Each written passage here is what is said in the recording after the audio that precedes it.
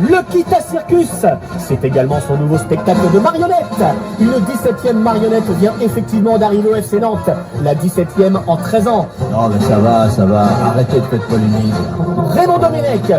L'équipe, j'espère que vous allez bien. Quel accueil pour le premier entraînement de Raymond Domenech. Non, en vrai, vous êtes des gamins, mais nantais, de vrais gamins. Il est énormément critiqué sur les réseaux sociaux depuis son arrivée. Moi, je fais partie de ceux qui veulent attendre. Voilà, certes, c'est pas un entraîneur très aimé, qui a eu de gros résultats, on va dire, mais faut pas oublier qu'à un coup de boule près, il aurait pu être champion du monde. Pas ça, Zinedine. Non, plus sérieusement, bon, aujourd'hui, l'équipe, vous avez capté. On se retrouve pour un nouvel épisode de la série Mercato. On est le 31, donc déjà, j'ai pas pensé, mais bonne année à tous. Voilà, j'espère qu'elle sera beaucoup mieux que 2020, même si bon, ça paraît un petit peu compromis, je m'attends au pire. Ouais, pas très optimiste, j'avoue. Mais enfin voilà, alors plein de choses à aborder aujourd'hui, beaucoup de rumeurs, notamment en Italie, je vais pas en dire plus. Juste avant l'équipe, comme d'habitude, vous demandez le petit soutien, la petite faveur habituelle, lâchez le gros pouce bleu, voilà, c'est très important. Je vous remercie, puisque ces derniers jours sur la chaîne vous jouez le jeu, vous êtes nombreux à jouer le jeu d'ailleurs, ça me fait grave plaisir, alors voilà, merci à ceux qui continuent de le faire.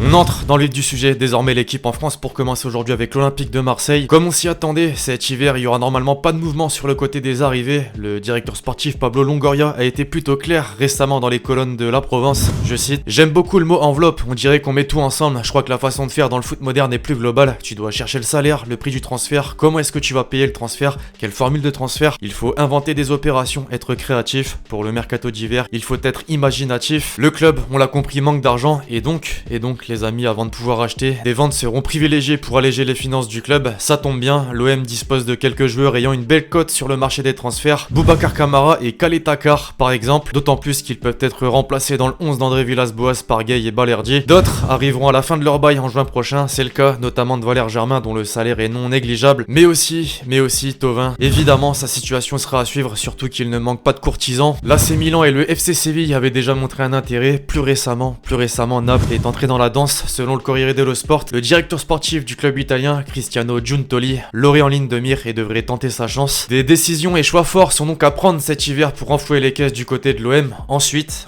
on pourra penser à d'éventuelles arrivées. D'ailleurs, tiens, on parle de Naples, étonnamment, les amis, le directeur sportif marseillais est plutôt ambitieux et ne perd pas de temps. Selon RMC Sport, Arkadiusz Milik, et oui, Arkadiusz Milik serait dans la liste de Pablo Longoria pour concurrencer Benedetto. L'attaquant polonais n'est plus inscrit en Serie A ni en Ligue Europa depuis qu'il a refusé de prolonger son contrat et négocié avec la Juve en début d'année. Ça va même plus loin.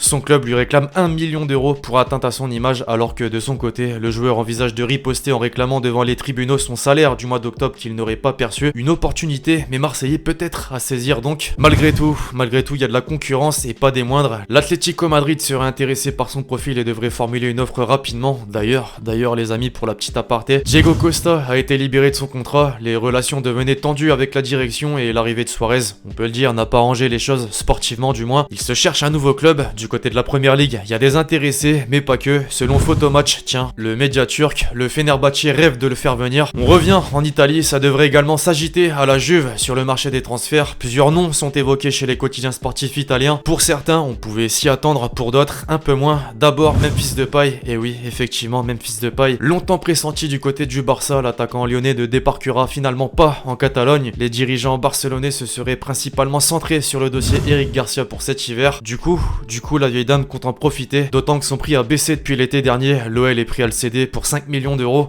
Ensuite, Paul Pogba, son agent Mino Raiola, vous vous souvenez, avait fait part de ses envies de départ il y a quelques semaines. Son ancien club n'est pas contre un retour. En revanche, le dossier pourrait être repoussé à l'été prochain, étant donné que Manchester United réclame au minimum 55 millions d'euros. Isco, maintenant, lui aussi ne compte pas rester où il est. Le milieu espagnol ne fait plus partie des plans de Zizou et le Real envisage de le prêter. Mesut Özil, effectivement, qu'on avait mentionné dans le dernier épisode de la série, aurait été proposé à la Juventus. Pour le rappel, il ne joue plus depuis le mois de mars. Les dirigeants d'Arsenal sont prêts à tout pour le faire partir. Et enfin, Fernando Llorente, il arrive en fin de contrat en juin et Naples serait prêt à le libérer. Le dernier dossier en date, plus concret cette fois-ci les amis, est repris d'ailleurs en une aujourd'hui de la Gazzetta dello Sport, concerne Nicolo Rovella. Le jeune milieu de terrain italien de 19 ans a réalisé une belle première partie de saison et a convaincu pour ses réels débuts en Serie A. À en croire le média, la Juve Juve n'est pas resté insensible et serait sur le point de le recruter. Et oui, sur le point de le recruter, un accord aurait été trouvé avec le Genoa pour un transfert avoisinant les 10 millions d'euros. Chez les autres cadors du championnat italien, on prépare aussi le mercato. L'AC Milan est à la recherche d'un attaquant pour doubler Ibra et lui succéder ensuite. 3 joueurs sont visés, Luka Jovic d'abord du Real qui est en difficulté, qui ne joue plus, Scamacca de Sassuolo et enfin Hudson Edwards du Celtic qui enchaîne les bonnes performances. D'ailleurs, le français serait privilégié d'après Tuttosport. Le grand concurrent direct, l'Inter, évidemment compte se renforcer. Selon le Corriere dello Sport, les dirigeants cherchent une alternative à Lukaku et Lautaro Martinez en attaque. Divock Origi de Liverpool aurait été sondé, le Belge vise l'Euro 2021 mais est barré par Iota depuis le début de la saison. Ses agents lui cherchent en plus un nouveau point de chute. Outre-Manche, désormais la rumeur paraît assez folle. Selon le Daily Mail, Mourinho et Tottenham suivraient de près la situation de Sergio Ramos. Un joueur, vous le savez, que le Special One connaît très bien de son passage au Real. Le défenseur espagnol justement n'a toujours pas prolongé son contrat qui se termine en juin prochain et les discussions patinent. Affaire donc à suivre. Puis c'est officiel, Etienne Capoue quitte Watford pour rejoindre Villarreal. Le milieu de terrain international français s'est engagé avec le club espagnol jusqu'en 2023 pour une somme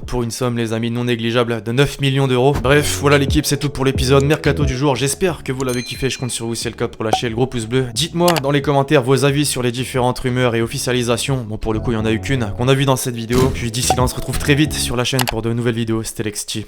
Ciao.